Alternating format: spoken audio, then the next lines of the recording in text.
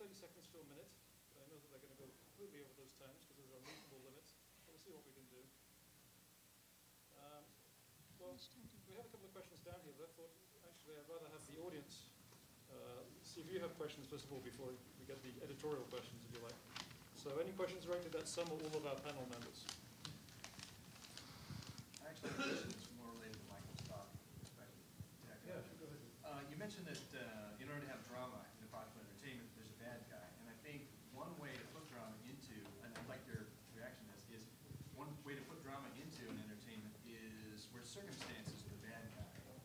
And that reflects our real situation. We've got a world that is out to get us physically. And as a species, we kind of have to band together.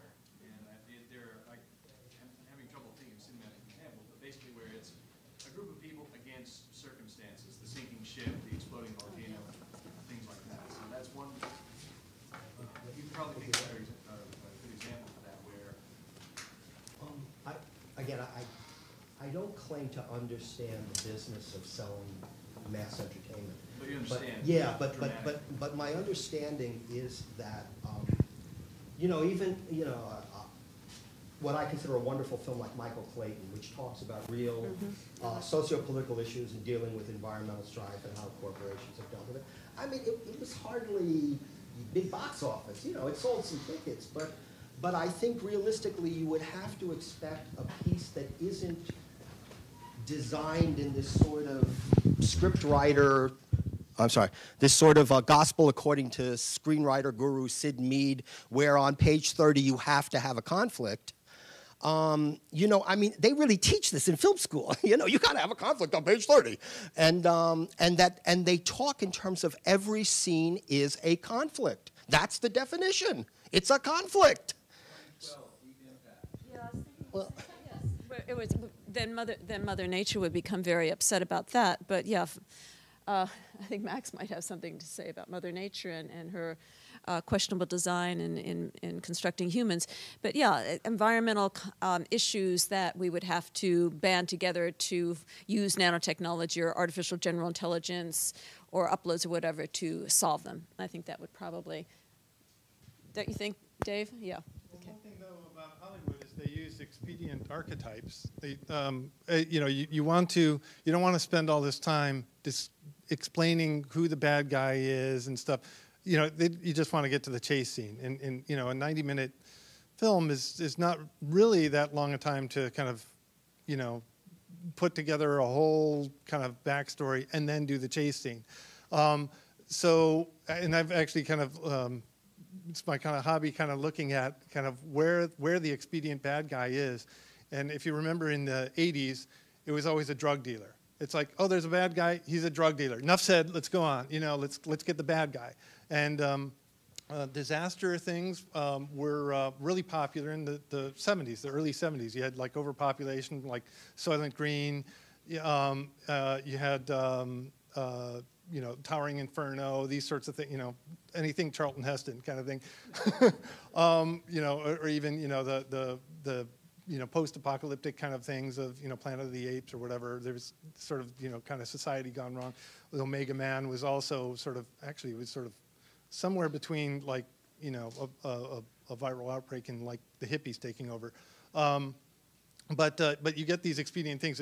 For a while, like the movie The Rock, with the Nicolas Cage, Sean Connery thing, the bad guy was the government, and there was a whole like series of like, oh, the government's the bad guy. We know that. Okay, let's move on. We don't need to explain that. So Hollywood has this. I mean, because in part, they're kind of like, following a formula, but partly they just want to kind of tell the story with a certain brevity and expediency. And so they say, well, probably not consciously, but they think about like, well, who is the bad guy? Who's somebody we can set up as a bad guy now? And some of that is the evil scientist, as we saw, with the 50s movies, but even through Jurassic Park or whatever, the unthinking bad guys, whatever. I was just thinking, what about Memento, where the bad guy, so to speak, is your other self? Like Memento, he lost his memory, so each day he had to get up and try to remember who he was. So the bad guy was his brain that it couldn't remember from day to day. And another film, another story I was thinking of, I just lost it. It's my memory. But it had to do with, Fight Club. You know, Fight Club, where you're dealing, you know, with yourself, your own psychology. So it's kind of interesting that our psychology, our mind, the malfunctions of the brain would be an interesting type of conflict area that would be beneficial for transhumanism, perhaps. Oh, I was just thinking a different movie, 51st Dates, which is also you lost your memory, but in a totally different way. Yeah, much happier medium than bad guys. Let me offer this. I thought your comments are great, J-Walt. The people misunderstand the function of Hollywood, but its function is to simplify, to radically simplify stories so that people can get them. That's why it works at scale. I'm sympathetic to the scientists who are in attendance here and the researchers, because you work very hard to come up with facts that are provable. And then the output, the product of that, are facts that we wish would speak for themselves. And sometimes my sense is that you feel that the job is done because you've got this body of evidence, and therefore it should be self-evident to everybody that the facts speak for themselves, that the facts are there for everyone to behold. Unfortunately, that's just not the case. The facts are just the beginning of a discussion that's going to take place. And that discussion will take place in the form of a narrative. And who seizes control of that narrative is actually going to frame how people feel about it emotionally. We don't have emotional feelings towards facts. We have emotional reactions to stories. Certainly, the folks in the entertainment business, the Hollywood screenwriters and filmmakers, they understand the emotional storytelling process. So do journalists. So do politicians. Now, the storytelling process is how people understand. You know, it's very hard for humans to retain facts. It's very hard for humans to retain numbers. We don't have a great capacity for that. That's why we need media to write them down. We understand ourselves in the form of a narrative. If you ask someone about their background, if you say, you know, who is that person, they start to tell you a story about that person. Storytelling is how we process the experience of our lives, and narratives help us construct meaning in the random sequence of events that occur in our lives. We come home, we tell our spouse or our friend, here's what happened today. We recapitulate the events of the day, and we make order out of the chaos of the day by telling it in the form of a story. And so I think part of the function of bringing people like us to meet with people like the scientists who are present is that we're trying to build a bridge here between storytellers, people who understand how to create those narratives that convey meaning, emotional content to other people, to large numbers of people. Because I think that we can help to create perhaps a different perception, one that's not the evil perception that Michael referred to, that scary idea that's so easy to play, right? That's the card that everyone's going to play, not just screenwriters, but also journalists and politicians. It's the first card they're going to play, this scary, strange new stuff, this alien culture that's being foisted on us. I think there's another alternative narrative that can be constructed, one that's more hopeful, positive, one that stirs positive emotions. Certainly, I'd hope that would be one of the outcomes of this gathering. Well, I mean, in the 90s and the 80s, you had, particularly in the 90s, you had a lot of films with hacker heroes. So, I mean, basically, you can flip the narrative, and you can have the tech tribe, the techno people being the heroes, and you can still have heroes and villains, and I mean, you're always going to have. I mean, one of the reasons why I think the scientist ends up being the bad guy is that in films films and any narrative is suspicious of human perfection. And a lot of people assume that people who are involved in technology and science are leaning towards the idea of human perfection. You're always going to have human imperfection. And so, I mean, you're bound to have these stories where human beings are doing stupid, crazy, bad things. And those are the movies that people are going to want to go to. Yeah, I agree with that. I think you have an opportunity, though, that the notion of the 90-minute to 120-minute linear narrative art form called feature filmmaking is not locked in stone. It is not an absolute way of conveying information. The young people I collaborate with, most of whom are 30 years my younger, they much prefer 3 to 5 minute short experiences than driving across town, finding parking, waiting on the popcorn line, and sitting and watching the same old story, just with different CG. So I don't know that it is a given that what Hollywood is selling is the future of art or entertainment. It has worked. It has worked for a long time. But I think things that are more interactive, more user immersive, and more where the audience is part of the art making will become more and more the way to tell these stories, because it will be more and more like the community that you are. Collaborative, sharing ideas. What academia does is not what a lot of the world does. But it's beautiful and it's wonderful that you immediately think to share what you know. And to have other people critique it, modify it, improve it. I think in there we have an art form. Yeah, I agree with it. I mean, it's so much like being in the design studio, the art studio. The process is to critique, and you keep on revising and editing and going back and reworking and reworking and reworking, and it's never complete. So it's a continuous project in process, and that's what humans are, and that's what the whole project here is. Amy, sorry. Yeah, I was just thinking, I do agree with Robert. It's from human psychology and how do you tell a story and create a drama. It's definitely more interesting, to make the scientist the bad guy, because there's already the stereotype of like, oh my God, with science development and all these machines become smarter than us, what would be the outcome of it? It's going to be really scary. So there's, naturally that storytelling element that it's easier to make the scientist the bad guy. So there's more story to tell. But from the other aspect of it, if you look at the scientific community, and part of the reason I joined this organization is that I realized that I have a lot of scientist friends. And then in a way, a lot of them are also very interested in the arts and design.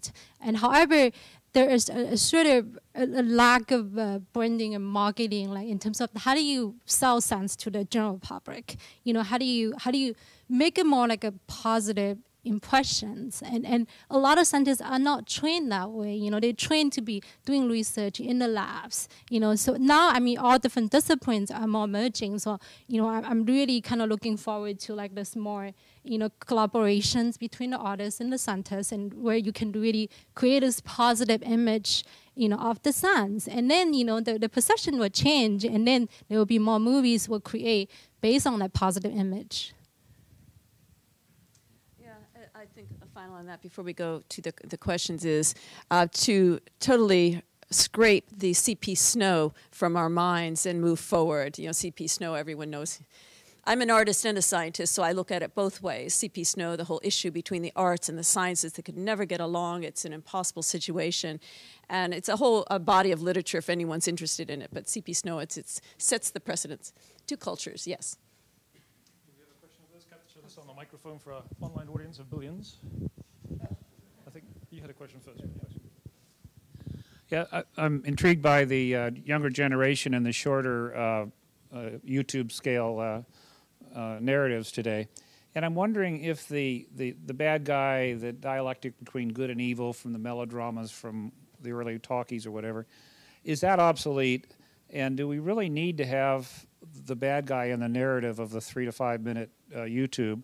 Or could the narrative be from a little bit of good to a whole lot of good? And this positive thing is how positive could it get in a short term? And I think short form songwriting, some of the Beatles songs are purely positive narrative. And why do we have to build in the conflict and the negative? And negating the negative doesn't mean positive. So I'm just wondering, how do you get this pure positive short form propagating? I think this also relates to the question we always get when we talk about, you brought this up, if we solve all the problems, what will be left to do? Won't we be bored? We always get this question with regard to life extension, won't we be bored once we've fixed all the problems? So in relation to this question, I think the same issue really, how can we have new forms of drama that don't have to make anybody really the bad guy? As Michael was saying, what they teach in film school, what they teach in writing, is that the main thing is some sort of conflict. And so immediately, you start thinking not just, internal personal conflicts, but ones that work in, the movies or whatever is, bad guy, guns. Yeah, is you know, robots, you know, fighting each other, or you know, explosions or whatever, and maybe we got to get to the core and think about, you know, really is the narrative really about conflict, and even if it is it about this simplistic conflict? I agree with him. I thought that was a great question. There are so many examples around the world of art that are not conflict-driven. It's just that this sort of mass-marketed, you know, first it was cowboys and Indians, the bad guys. You know, then it was World War II. Then it was, you know, I mean, there is a very important industry, especially in this city, that depends on people going all the time. And they found over the years, they believe that the way people go is when they see people getting killed and having fights and all that stuff. But there are many other art forms that don't do that. Modern dance doesn't do that. Performance art doesn't do that. Abstract expressionist painting doesn't do that. There are many, many, many art forms, but we become so fossilized in believing that Hollywood is 20th century culture. It's an important part of it, but it is only one aspect of all the creative innovation that's happened. And there are many examples where conflict is not at all an issue at all. There aren't that many examples that reach mass audience. Right. So, you know, yes, abstract art, yes, you know, expressionist dance, sure. Who goes and watches that stuff? You know, Who goes and reads no, I mean, come on, get real. You're trying to reach people on a massive scale. And the issue is all narrative conflict. No, that's not the case. Drama, however, is. Drama is inherently filled with conflict. Drama is character and conflict. That's what it is. The conflict doesn't have to be people against other people, good versus evil. It can be against circumstance. Somebody in the audience brought that up. So that your conflict might be against the conditions that you're in, that you find yourself in. But that is inherent to good story structure, and that's been the case for thousands of years. This is not a real issue that's confined to Hollywood. If you want to create compelling narratives that capture people's imagination on a gigantic scale, that's what humans are hardwired to do. Now, if you want to go express yourself and do interpretive dance, that's fine, but a lot of humans aren't wired to get that. It's not going to communicate quite as compellingly. It's not going to work on a larger scale. That said, there's lots of ways to recast this story without the corny cliches that we've all been talking about. There's lots of ways to do that. So I don't really see it as that big of a dichotomy. In fact, I think it's a phony dichotomy. Say, like, oh, you know, it's Hollywood, it's either the Hollywood way or the interpretive dance way. There's tons of examples of ways to tell narratives. I mean, I can think of dozens of Hollywood stories that don't have evil scientists or robots out of control in them, and they're quite compelling narratives with characters in conflict. I mean, I think if you're doing like a 3 to 5 minute narrative or a song and you go into it thinking, oh, I'm going to do something that's really positive, it's probably going to turn out to be really flat.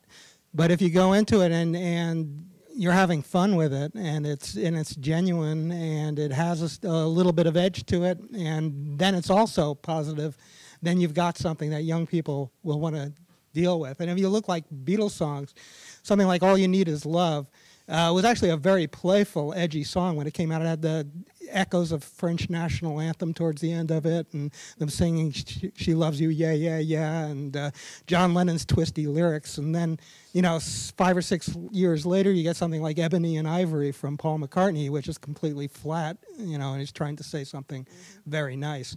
So, I mean, I think, you know, I mean, rave culture, there's, you know, you get some pretty good stuff out of that. And, you know, there are people just going in there with a lot of enthusiasm and a lot of energy, and not just sort of saying, I'm going to say something good, I'm doing something good. I was just thinking of chocolate milk. Wasn't that chocolate milk? You remember chocolate milk on YouTube? Oh, Chocolate Rain, thank you, sorry. Chocolate, sorry. I guess I'm hungry. Chocolate Rain. Remember Chocolate Rain? I mean, that was just a short lyric. It was goofy, it was funny, it didn't make any sense, but it was so successful. That guy became so successful, but it was funny because it was out of context, and the voice was so deep, but it was a young man who didn't look like he'd have that deep voice. So you have this visual image, which only lasted a couple of minutes, of this guy singing this song and then go, Darth, but it's so camp and so wonderful and so funny and so entertaining, and it had so many hits on YouTube. I think at the time it had more hits on YouTube than anything else. So it was a short segment of a piece. It didn't have, killing, but it had this emotion of this abstraction of chocolate rain that was just beautiful. But again, it couldn't have been a major Hollywood selling because it was only a couple of minutes. Let me try to do that. Let me see if I can stitch together a couple of ideas. First, the excellent ideas about identity, the mutability of identity that you brought up, which I thought was super useful, and some of the ideas that Michael had in his presentation as well about the enemy, if you will, is us, right? It's inherent in us. I think the way mythic story structure works is that we have fears, right? We have anxieties inside of us, and many of those fears are shared. They're sort of they're common to all of us, but they're hard to articulate and very hard to talk about. And so we create narrative stories where we externalize what's inside us, the fear that's inside us, and we turn that into a villain that everybody can identify with, because we all feel that inside. It's hard to name, it's hard to talk about emotions, but you can all point to that evil dragon or that bad guy or maybe the mad scientist. And so it becomes a very convenient and quick way to connect with other people about subject matter it's hard for most people to talk about. I think that's the way it typically works, and yeah, unfortunately, Hollywood and others fall into the same trap of recycling, rehashing things. I think there's a narrative that goes like this that hasn't really been told yet. The narrative is, we are in dire circumstances. If you look at the situation that we are in as a planet, financially, we have a global crisis. Economically, energy-wise, we are burning through resources. We're using them inefficiently, perhaps. There's water crises. I mean, we're surrounded by lots of interesting circumstantial conflict. And the solutions, the heroes, are the scientists who are actually coming up with the solutions that are going to address these things. And I think there's a tremendous challenge that we all face. It's an existential challenge or a decision we have to make about our identity. Are we going to be subject to our biological programming? Are we simply going to passively accept what we've been given because that's how we were born and that's how we evolved? Or are we going to accept our destiny, which is that we can become the masters of human biology and reprogram ourselves at the level of cellular biology and step into the role of the mastery, maybe godlike mastery? This is a very controversial subject. It's also a very bold idea that could compel an awful lot of people. It will be very controversial. That happens to sell. This idea that mankind can actually be the architect of his destiny, and not just our destiny, but all living things. That's what's given to us. That would be how I would summarize the work that the scientists in this room and in this movement are doing. That's what's so exciting to me. But that story remains to be told. I was actually thinking that if you look at, especially David's presentation earlier, the robotic eye, if you look at the evolutions, we actually seen a slightly shift from, the Terminator to the little cute Wall-E, right? So there is slightly this little culture shift, like the robots is no longer this gigantic thing that, comes and kills everybody. It could be this little cute Wall-E, who wanted to save the earth, who wanted to clean out all the trashes on the earth. So I think it really depends on how the producers, how the Hollywood screenwriters, how they use their tools in their hands. Like Avatar. Avatar, sends a really positive message, right? So I think really it depends on who's doing it and not only just making money and how do you spend the power in your brain, not just what's making money for you, but what kind of message you're trying to send out, and whether you have that responsibility to do that.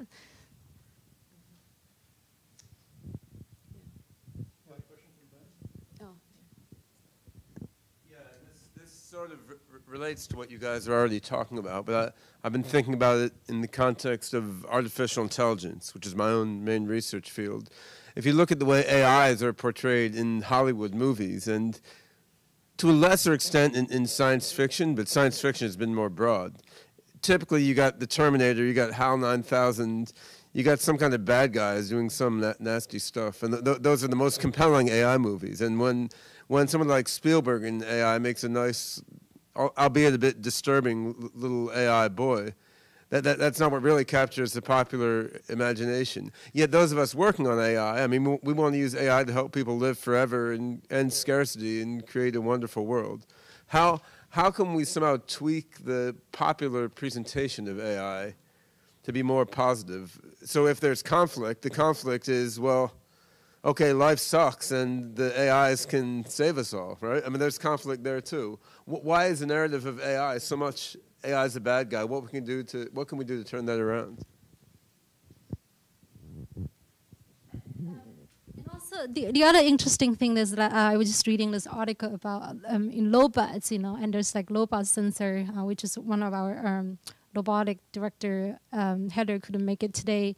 She's doing a robot sensor now. If you look at the trend of the robots, now there's actually a lot more social robots, who are created, could be your lovely little companions. And when I visited MIT, there's little lovely bear robots, who may be used in hospitals, to help these patients, spend all these lonely times. Those don't really dominate the media presentation of robots. I mean, in the research world, right. That's true. There's the army with killer robots, but then there's a lot of social robotics and service robots to help the elderly and medical robots. Yet the public presentation seems to de-emphasize those and overemphasize Terminator-type robots. It's because when the stuff actually works, we take it for granted, and it's so mundane. It's not an interesting story mechanism. We move on to the next scary thing. Sorry. You know what I mean? It's just not. It's only a good gimmick for a story when it's scary. Right. As soon as it's deployed and it's commonplace, then it's like email. Well, that's not scary to anybody, and so that's never going to be an element in a dramatic narrative. Yeah, well, I loved You Got Mail. I mean, I've seen it. It's a girly girl film, but it's still wonderful. It's, Ben, and thinking about your questions, like, how to do this paradigm shift on trends. It's like you have to set trends, and so it would require a certain marketing sensibility and dealing with our largest industry that reaches the most amount of people in the shortest amount of time, which is the film industry on an international basis. Sure, TV, fine, but it's not really stories there so much as trivial stuff. But, it's thinking about AI and whatnot.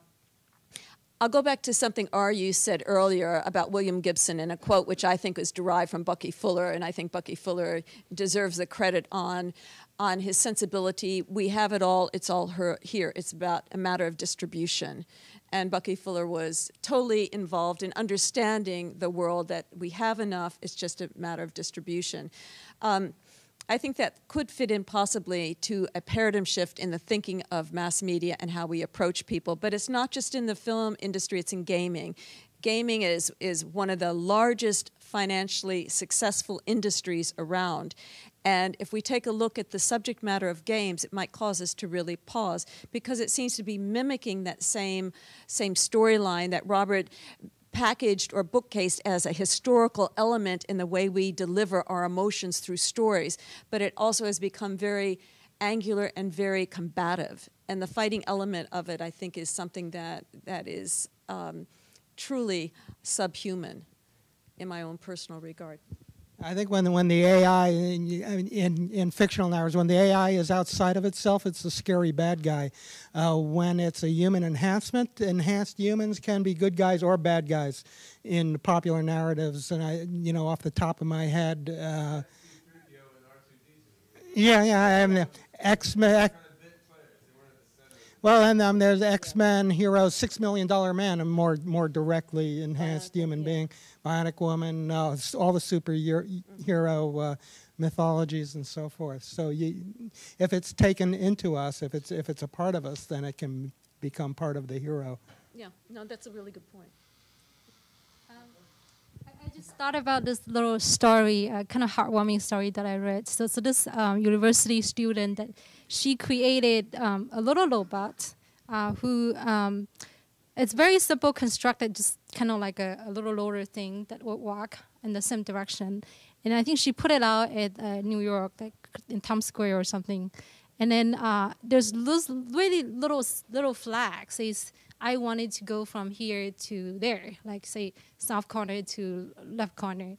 And then all this little robot can do is just go straight. So it rely on humans to come over and kind of push him to the right directions. So it's very interesting, because she went out and film, and then there's people just kind of standing there and watch this little robot and see where it moves, and until this robot hitting the corner, and then like they were trying to see if anybody looking at them and where they should go, ahead and help them, and then and there's people like help them and then follow this little robot for a while to make sure they're going to the right direction. So eventually, I think the experiments are trying to say like it's not just a robot. It's about the human interactions with robots, and it's about almost like a test of like humans, right? Is anybody gonna lend a hand to help this little robot to get to his direction, his destinations? And then back to Ben's point is that you're saying Hollywood, why is it all showcasing those evil robots? And why is social robotic robots, which is, like there's a lot in the research industry, why is not showcased? Maybe part of your job as an AI scientist is like trying to bring more of these social robots into the public eyes. So people would know, and experiments like little robots like that, will probably really help, especially combined with social media and all these technology, Robert discussed today and I discussed today. There is definitely opportunity there. There have always been positive depictions of robots. The problem is we don't remember them. But and journalism constantly shows this cute little Sony robot, a Honda robot, but it doesn't hit the zeitgeist. And the question is, why are threatening imageries more iconic? Well, obviously, because your survival mechanism is much more acute to remember a threat than a synthetic pet. That's right. That's right. There have always been. Silent Running, Douglas Trumbull. People talk about WALL-E. Very few people give cred to where that character was lifted from.